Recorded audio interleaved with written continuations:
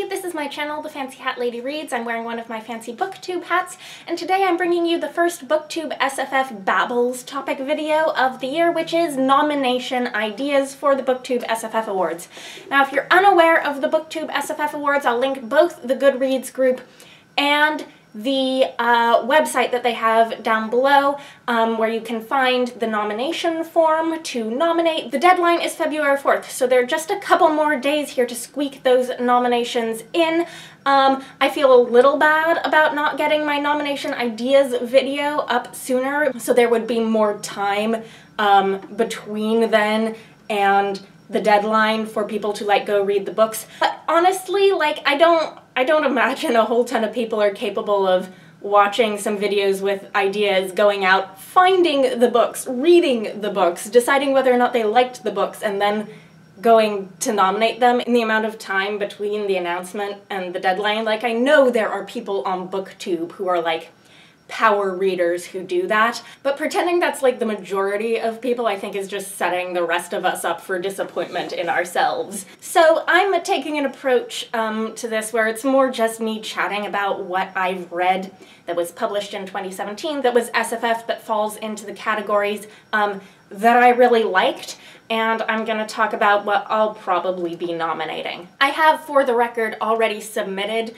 my nominations ballot with a few empty spaces of things where I'm still hemming and hawing and deciding what, if anything, I'm going to put in there. But my nominations are in, and then I may supplement them with some more nominations in the next 2 days. So I have a Goodreads shelf on Goodreads of the things that I've read that were 2017 releases. So I'm pulling up my laptop here and I'm just going to be referencing this. Not everything on this shelf, of course, is SFF.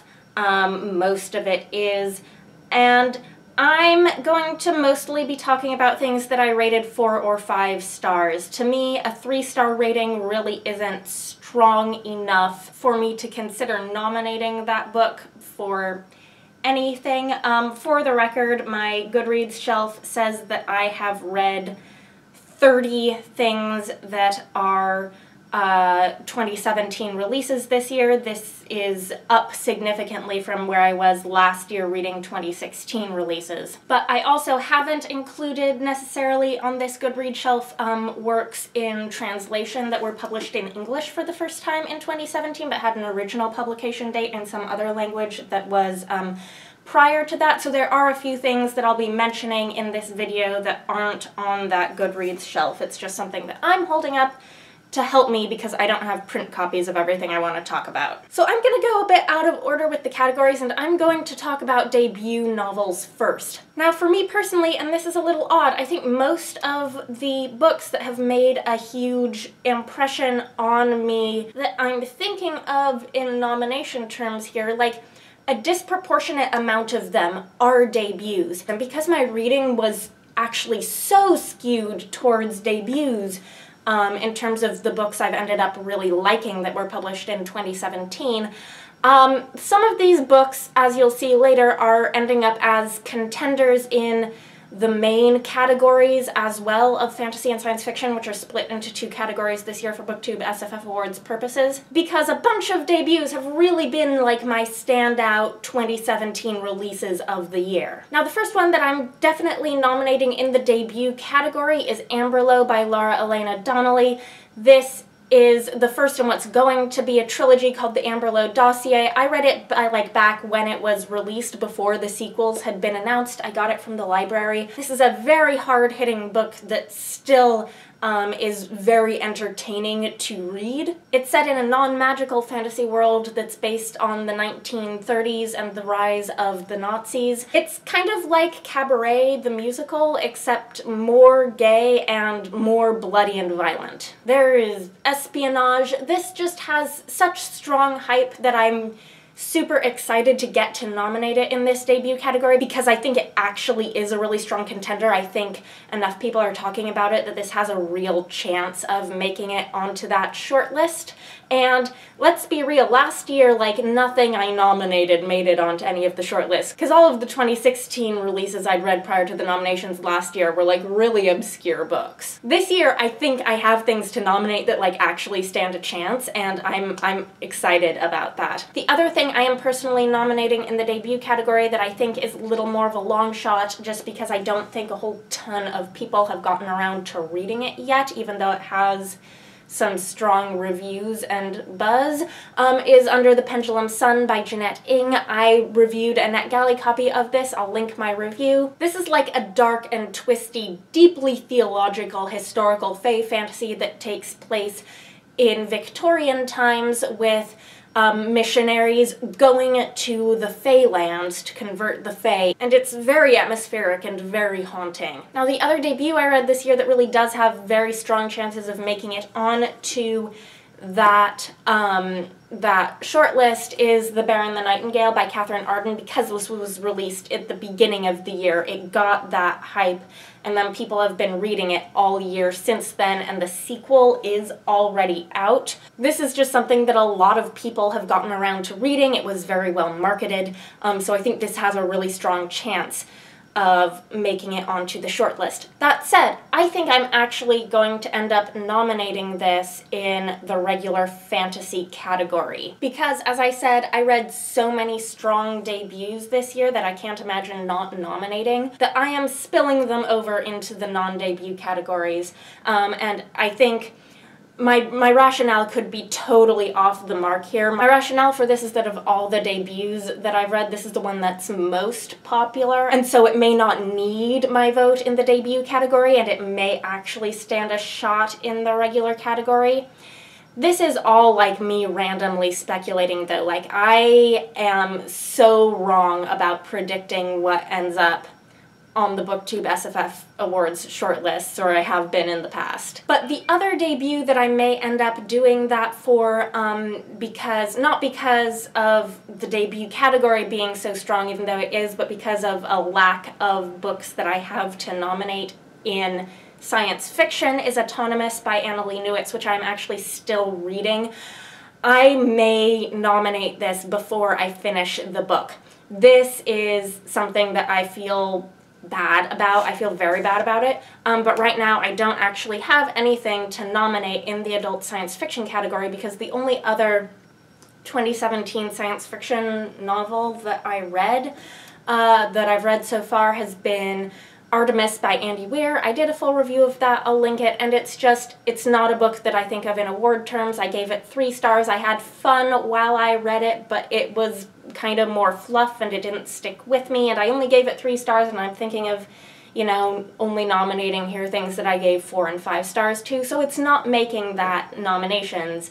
And Autonomous right now, I'm geared to give it like a 4-star rating. It's such a more meaty, interesting read for me, and I do think it would have to go pretty sour in the second half for me to not give it that nomination. But this is another debut that I'm considering nominating in the regular category, in this case science fiction. In terms of adult fantasy, my shoo-in, obvious, everyone is nominating it, it's gonna be on the shortlist, and I agree, I'm nominating it too. Nomination is, of course, The Stone Sky by N.K. Jemisin, the 3rd book in the Broken Earth trilogy. I almost said that this was the only adult fantasy book that I gave 5 stars to this year. That's not true.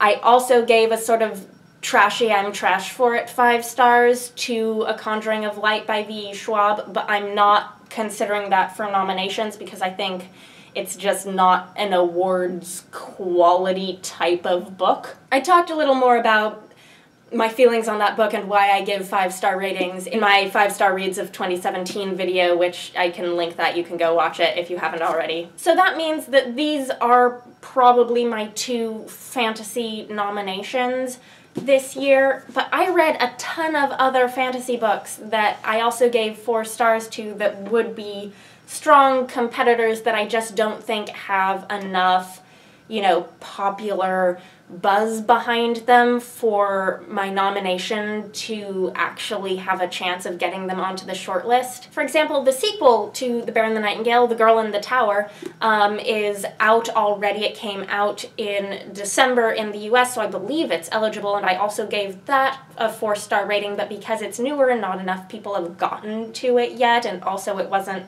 released until January in the UK. So if I really wanted to nominate only non-debuts in the regular fantasy category, I could put in The Girl in the Tower instead of The Bear and the Nightingale, but I don't think that's gonna do anyone any good because I don't think enough people have read The Girl in the Tower yet for it to be a shortlist contender. Another one that I genuinely considered nominating is The Beautiful Ones by Silvia Moreno-Garcia. This is a fantasy of manners like high society courtship with a little bit of magic. The main characters are telekinetics. And I super enjoyed it, but I'm not sure it has the broad appeal to be a contender for the BooktubeSFF Awards. I reviewed this one in the same double review video where I reviewed Under the Pendulum Sun, so that's already linked. And I got this one from NetGalley as well as the next book that I'm not nominating because it's just not quite as strong a contender as some of the others, but I think it was a definitely very worthy book, and that is An Alchemy of Masques and Mirrors by Craddock. This was marketed as a debut by the publisher. It is his traditional publishing debut, but according to Goodreads, he has some previously published, I think 2 previously published self-published novels. So for BooktubeSFF Awards purposes, this doesn't count as a debut, and I don't think it's a strong enough contender for the regular non-debut category for me. It's more, I really enjoyed it, but it's a super plot-driven book, and plot-driven books tend not to be things that I think of in awards terms. Of course, these are not like stuffy, prestigious literary awards. These are the BooktubeSFF Awards, so maybe I shouldn't be thinking of it that way. But nevertheless, this is still a fantasy book that I gave 4 stars to that I highly recommend, so you can go watch my review. I will link it. I'm browsing through my Goodreads here, and one that I forgot to pull off my shelf to put in that stack for the thumbnail that was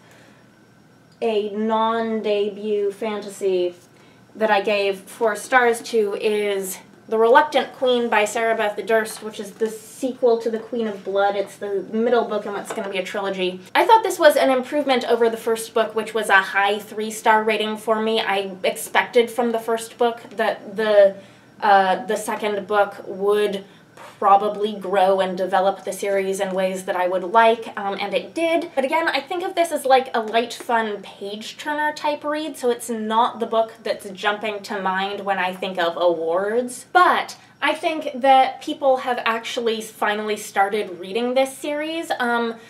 Last year, when I was making my Babbles video for this topic, I had read The Queen of Blood and like no one else had. And at this point, I think a lot of people have actually read The Queen of Blood, but I still don't think many people have picked up the sequel yet. So I don't think this is a particularly strong contender this year.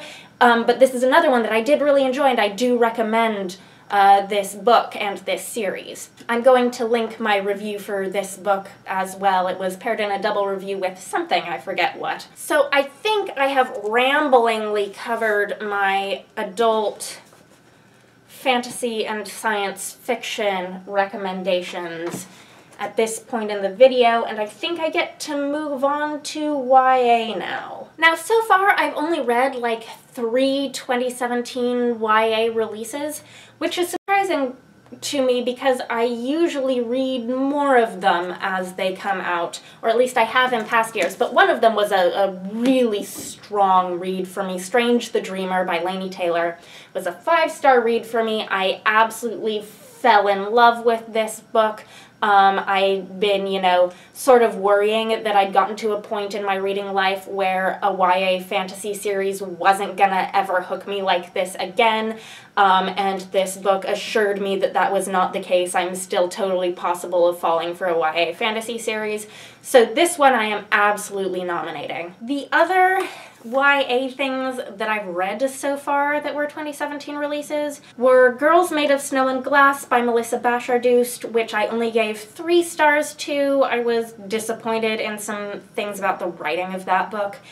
And The Gentleman's Guide to Vice and Virtue by Mackenzie Lee, which I really did enjoy, and it does have a fantasy element, but I don't think of that as being the primary genre of the book, and I don't think most BookTube SFF people do either. And so I would hesitate to nominate it for the BookTube SFF Awards. So that leaves me with 1 category still open, and I have been, over the last couple days, and for the next couple of days until the nomination closes, like trying to binge read the things on my TBR that fit the categories that I still have open slots in, that I have things on my TBR that are like potential 5-star prediction type reads for me. One of these in the YA category for me is Wild Beauty by Anna-Marie McLemore.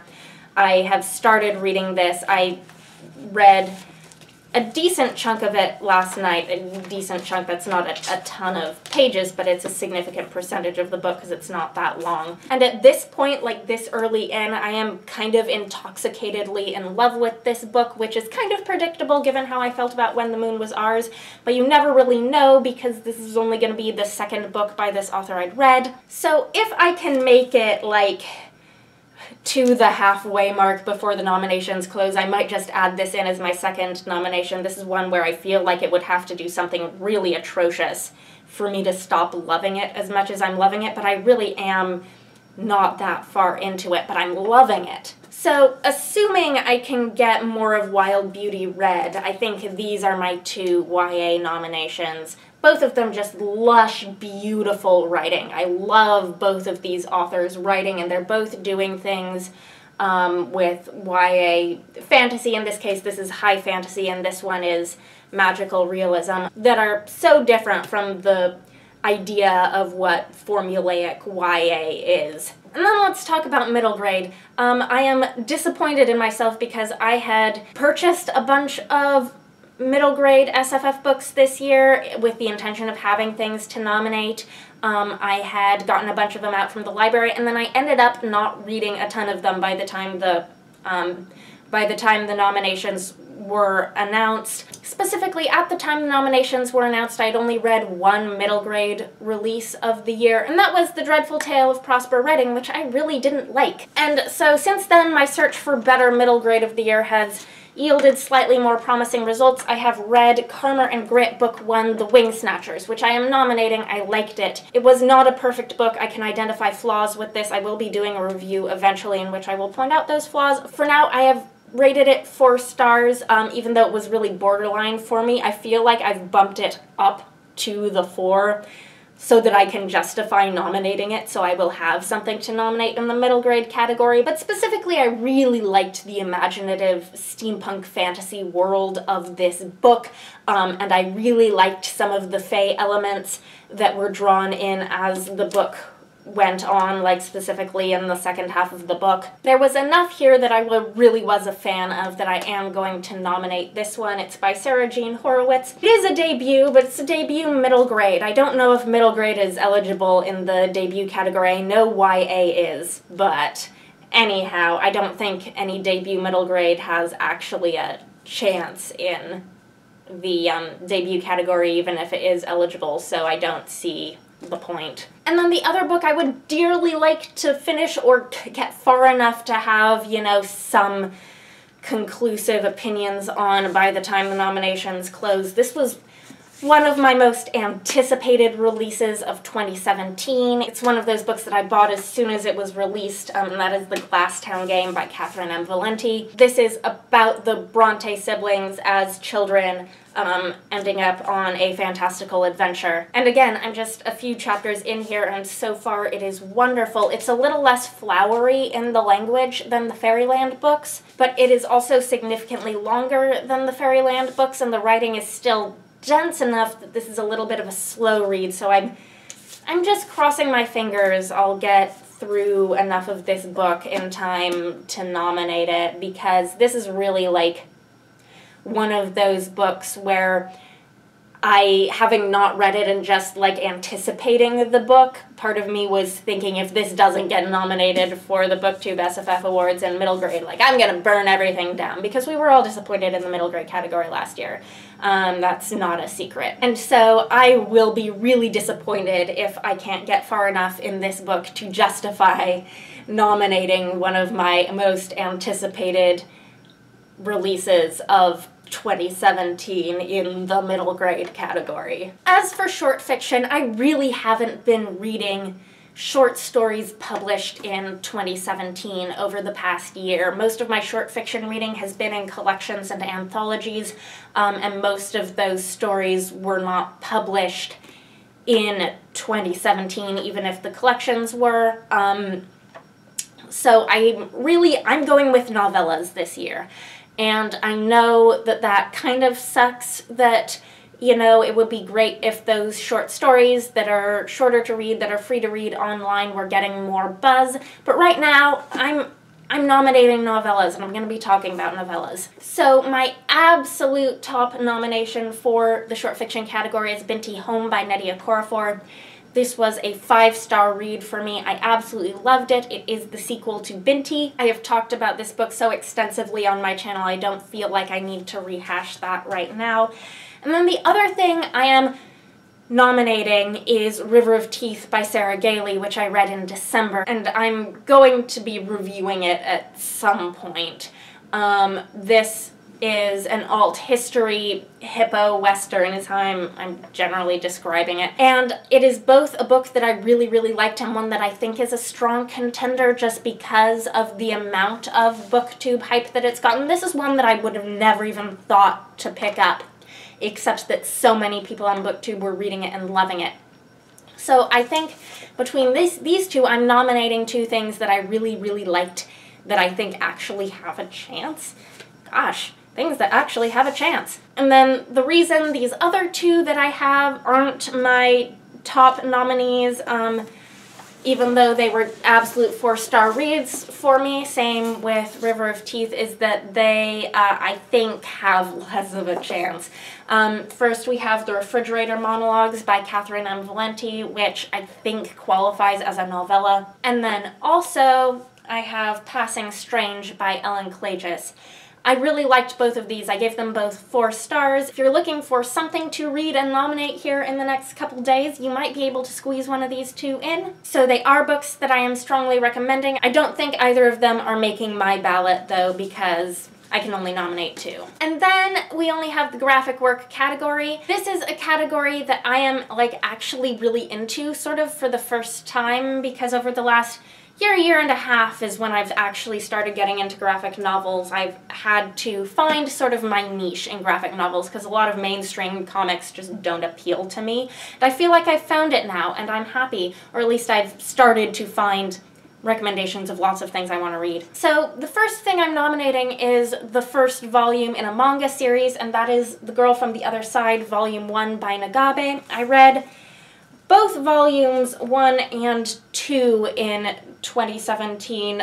They were both 2017 releases in English. I'm only nominating the first volume, though, because, yeah, I'm only nominating the first volume. I don't want to be that person who's just nominating 2 volumes of the same thing in the graphic work category. Plus, I don't think a ton of people have read them. I don't think they're super strong contenders. My second thing that I'm nominating is actually like a kids or middle grade graphic novel, but this I just read, and it was a 5-star read for me, which was amazing, and that is The Tea Dragon Society. I love it. I love it. This is super charming, super cozy. It's very, very short, but every bit of it is perfection. I will, of course, be talking about and gushing about this much later at some later point. But yeah, these are my 2 nominations in the graphic work category. As you can tell, I really like my graphic novels like charming and whimsical. And then the other thing that I have read that was a graphic work and would be eligible that I do recommend, but isn't making my ballot, is Castle in the Stars, Book 1, The Space Race of 1869. This is another like middle grade-ish graphic novel. It's a steampunk story, and the reason this is so good is the art is gorgeous. Anyhow, this is another one that's in translation. It was originally published in French, It's by Alex Alice, and the English language translation was published in 2017. This reminds me a bit of like the steampunk adventure with young protagonists of like the Leviathan trilogy by Scott Westerfeld, if any of you have read that. But the best thing about this was absolutely the art. So anyhow, I think I've gotten to the end of my nominations. This is great. There were, of course, a bunch of 2017 releases that I wanted to get to by this point in the year that I haven't yet, and that's just too bad. Anyhow, I hope you're having a nice day. Tell me if you've read any of these, if you're planning on reading any of them. If you're nominating for the BooktubeSFF Awards, come talk to me about it. That is all. Bye for now.